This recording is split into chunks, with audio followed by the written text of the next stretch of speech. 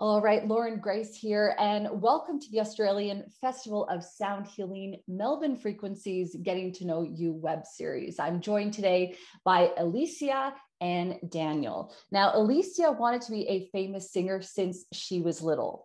She participated in choir and later did private lessons with White Diamond School of Modern Singing. She's worked as a disability and mental health practitioner for the past 10 years. And she is currently finding a way to combine her passion and love for music, healing, and transformation. The Festival of Sound Healing is her first ever sound healing. How exciting. And Daniel is a certified Reiki practitioner. He has been certified since 2016. Since then, Daniel has been practicing the art of Reiki and developing a deep relationship with the healing art. In 2018, Daniel began organizing sound healing events, bringing forward his art and skill of Reiki into the realm of sound healing. Daniel loves creating a space for people to go deep within themselves and journey through the landscapes of shamanic tones and deep frequencies for healing. Elysia and Daniel are joining me now to talk about their journey. It's actually a new journey, spoiler alert, into their music creations together. We're also going to be talking about what you can expect from them during the Melbourne Frequencies edition of the Australian Festival of Sound Healing, which will be happening on November 6th and 7th at the Centre View in Melbourne. You guys, thank you so much for joining me today to have a chat. Welcome. Thank you. Thank you. So I kind of asked you a bit of an awkward conversation before I hit record. I said, okay, you guys, so what's your group name? And it turns out that you don't necessarily have a group name yet. You are going by Elysia and Daniel. So do you think that that's going to stick, or are there some names that you've been kind of throwing around at the moment? I think in the future we will consider having a duo name.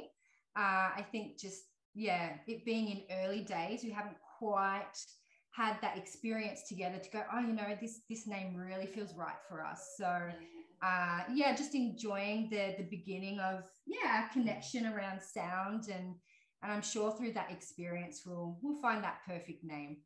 Perfect. So what's a name when we've got music anyway? We don't need to necessarily call it anything particular. So let's talk a little bit about your musical journey. So I know that it is new that the two of you have come together. So how did you sort of meet? Was music the thing that sort of brought you two together? Was there another interesting story that you're willing to share with me and our listener at home? It was definitely our interest in music and Reiki. So both Dan and I are Reiki practitioners, and I was very interested in sound, and I have been for all my life, but haven't quite sort of gone in that direction. Dan was already there. So we met. Did you want to share how? Yeah, so it's very modern. I've been organizing sound healing events for just a little bit of time now, and Elysia came to one of my sound healing sessions, and that began our relationship. Yeah, so we met. She came to one of my sound healing events, and I went to one of her Reiki events that she does, and that really connected us to our passion and what we do, and from there just continue to grow. Yeah. Beautiful. So, you know, did you guys sort of, you meet, you connected, you're like, hey, wait a minute, we're both into this Reiki thing, we're both into music, let's get together and jam and see what happens? Is that sort of how it started? Or did you go, you know what, I just have an intuitive feeling here that we could totally form a group without even playing together? Yeah, I think, you know what, initially we were focusing more on our energy healing and our Reiki at the time, and just really sharing all of our passions and interests in conversation together. So it wasn't just one focus, it was just everything that we found. We had so much in common and so much to talk about. And of course that, you know, that grew our relationship and our bond. When we decided to become boyfriend and girlfriend, that's really when it ignited, I think, for us to really embrace our musical passion and start bringing it together. We've had quite a few attempts to kind of bring things together and do a performance. However, at that time, that's when everything COVID related kind of kicked in. So it did put a pause on a lot of events that we wanted to share our passion for music. But we just continued to persevere and do it privately between each other, just go for a walk and bring our drums and have a bit of a drum here and there. But yeah, we're excited because we're starting to get momentum and a lot more movement now around our music that we share together and sharing it with others. So it's very exciting. Wonderful. And one of our first times that we met, or getting to know each other, when I went to see Elysia at one of her Reiki healing sessions, she uses drums and other different types of sound instruments. And I just decided to pick up one of her drums and go, oh, okay, let's see what these sound like. And I was just playing along, just making some rhythm. And in my mind, I was like, wow, she's got some really good instruments here. They're like mine as well. Like, maybe we should try and work together and do some magic and see where that goes. So that was probably one of the first moments in my mind where I decided, wow, we do have a really strong connection with one another, both spirit-wise and our passions, and bringing healing and bringing that thought forth with people, and that just grew from there. Yeah. It's beautiful. Well, it's pretty cool that you're able to connect a love for each other as well through your music. I know that would be coming out in the music that you are playing. Daniel, do you mind talking for a few minutes a bit about your experience? I know you went to the Amazon jungle and discovered medicine healing songs. Can you talk a little bit about that and whether or not you're incorporating that into your current musical creations? Yeah, so when I went to the Amazon, I did what's called a diate, which is kind of like a healing session that can go for about 10 days or several months, sometimes years. Mine went for about 2 weeks. And during these healing sessions, when we conclude each healing session in the shamanic hut with the group of people that we're with, the shaman allows everyone to sing a song, and it can be any type of song to share in the space. And hearing the beautiful chanting that so many people done in each conclusion of each session really ignited that heart space within myself to really open up and express myself in my healing chanting. And it was a process that went from not just from in the Amazon, but continued to grow and progress after I left. So during these healing sessions, you're connecting with a lot of different plant spirits, energetic spirits, spirit guides, animal spirits, and it all combined into this interweaving within myself. And my chanting became very unique to my healing and my path, mixing where I come from, Reiki, and continue to grow from that. So my chanting was really unique, and it's like the spirits kind of come to you and they give you like a guide of how to chant, and bringing that healing that's happening within yourself, and you're chanting the Ikaros to express that as well. It's so funny because I think that, when people think about chanting, when you're in a yoga class and at the end, the teacher's like, all right, everybody, let's do some 3 ohms together. And people are really very often nervous about doing that. There's a part of you, that you really need to kind of almost put to the side when you are opening up to chanting. Would you agree with that? That you almost need to kind of let your reservations go in order to be free with the sound like that? Yeah, it's like you have to open your heart and open your being to your uniqueness of what you're chanting, your mantras, what you're creating. So, for example, the way I chant and my medicine songs that I sing can be completely different to someone else's. Um, but the core purpose can be very, very similar. So when I was in the Amazon, for example, there was this French dude, and his singing was so unique. I've never heard anything like it.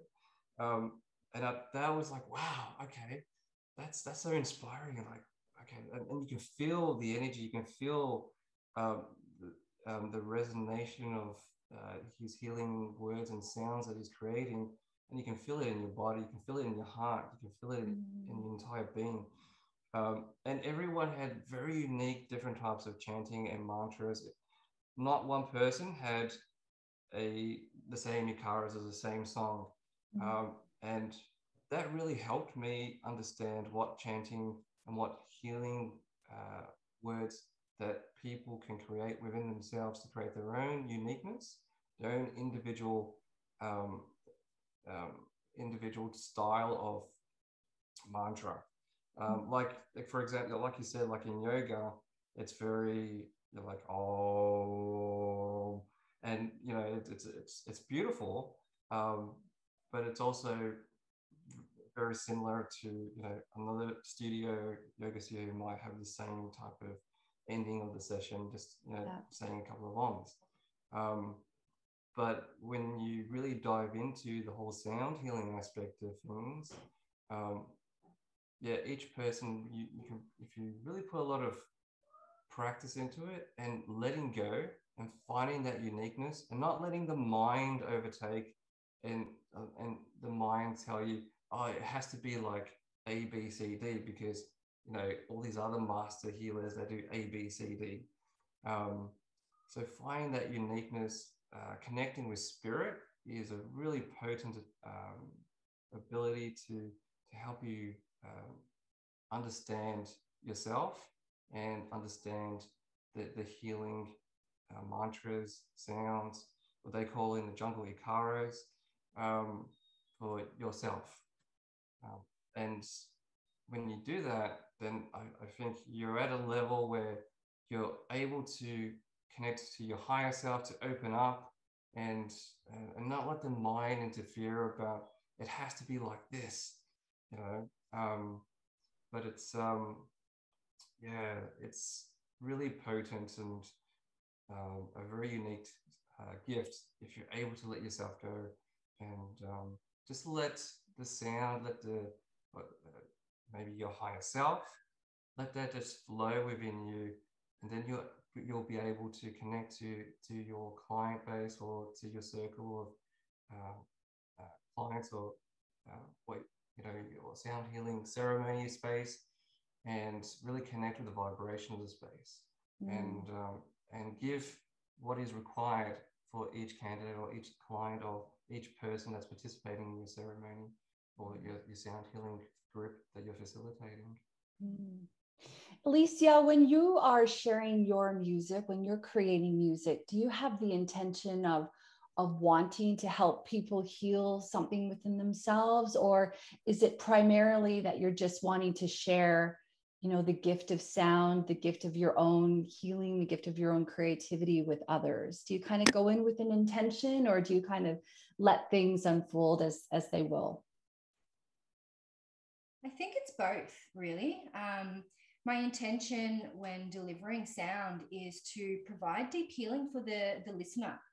And I like to spend time tuning into that individual or that group and feeling that energy and providing the resonance and the vibration, whatever that might actually sound like words or, you know, what instruments. It's really about the resonance and the vibration that I'm wanting to deliver for that individual or that group, so they can receive the healing that they need. So I guess that's where, you know, my Reiki practice comes in, being able to tune into people's energy and seeing where they need that shift. to create balance in their life. And then it's also, you know, I'm wanting to share the power of my voice, or the power of my instruments. So, you know, my voice has its own unique resonance, and its own unique ability to heal. Doesn't matter what tone. And then my instruments, you know, my instruments, especially like the drums, you know, that they are made out of kangaroo, or they've made out of goat. And I've got such deep respect and love for these animals, to offer their skin to me, to be able to play their heart, their essence. You know, so while I'm drumming, that kangaroo spirit, that the beautiful healing from kangaroo is enveloping all those that are listening to it. So, you know, for an example, like kangaroo it's all about going forward, moving forward. Kangaroos can't go backwards. They can only go forward. So, you know, when I choose to play the kangaroo drum, I have in mind that the kangaroo drum and myself are supporting those in the group to move forward with whatever challenges they might be experiencing. And through that healing journey, finding what it is that they need to unlock so they can move forward. And they've got that support of those instruments, or my voice, to project them there. Beautiful. So obviously both will be, you know, using your voice in your performance. What other instruments? You've mentioned the drums. You kind of are looking down. Is the drum within the frame? Are you able to show us what one of your drums looks like? Well, there's a few. So this one here, this one's called an ocean drum. Beautiful. I don't know if the sound will pick it up well, but we'll give it a go. I do love this one.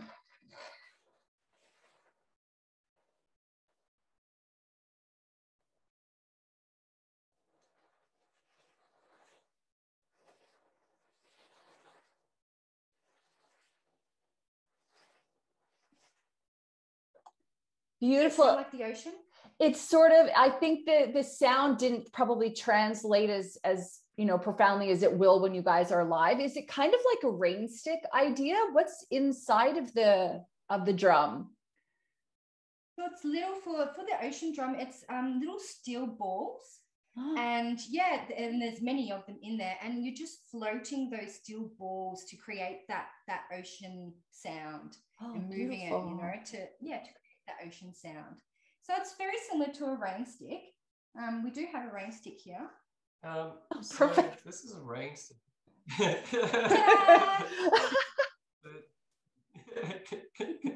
This is a Chilean rain stick. It's a very traditional instrument that you can find in many countries. So when I do my sound healing sessions, one of the things I'm doing is I'm channeling energy, Reiki energy, into this stick, and administer it sometimes to individual people who might have a blockage or might be struggling with the sound journey. Sometimes you might have people who are trying to open up their heart space and they're really struggling, and I might use this on top of them, and I'm channeling the energy.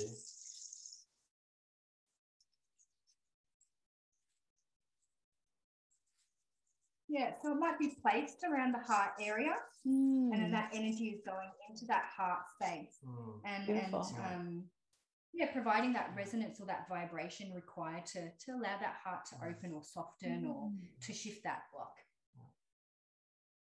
Beautiful. So your live performances, do you tend to stay on the stage, or do you tend to wander around?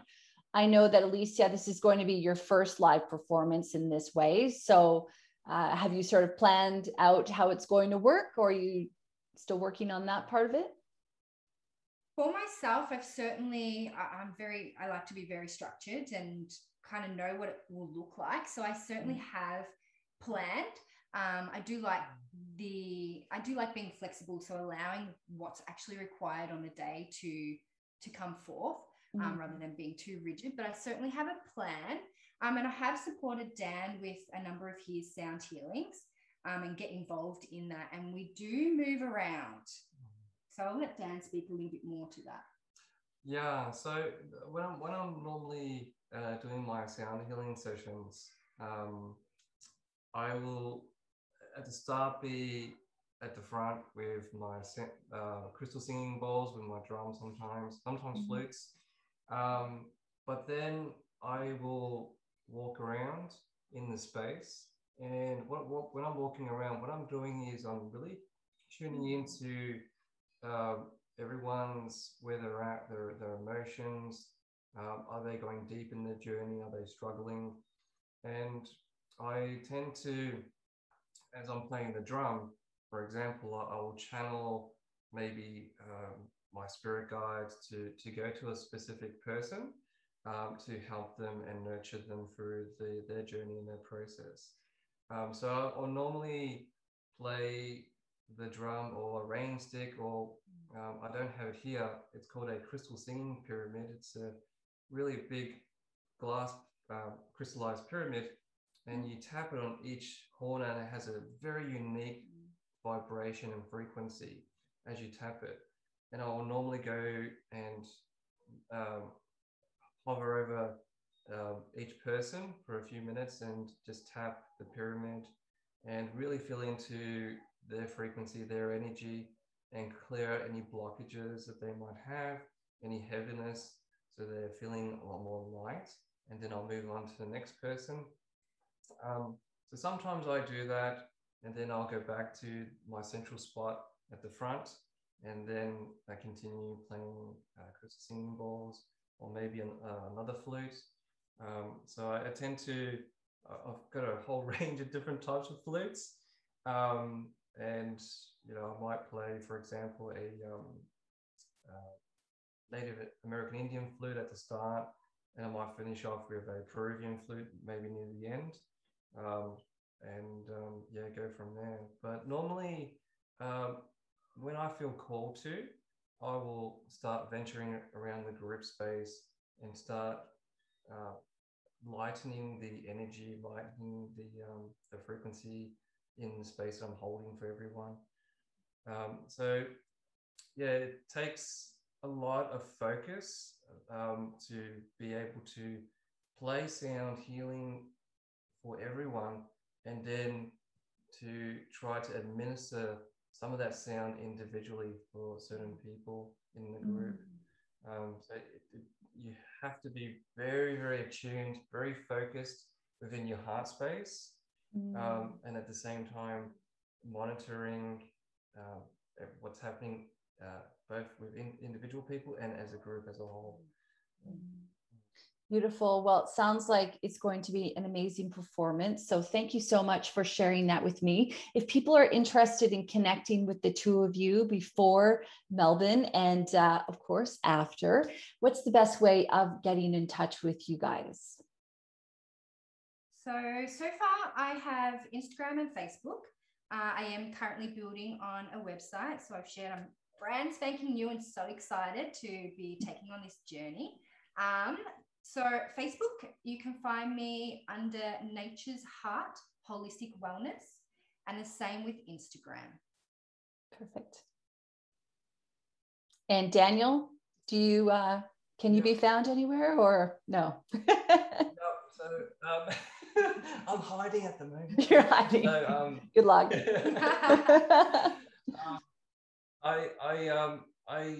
People can find me on my Facebook page, which is Intuitive Energetic Therapy.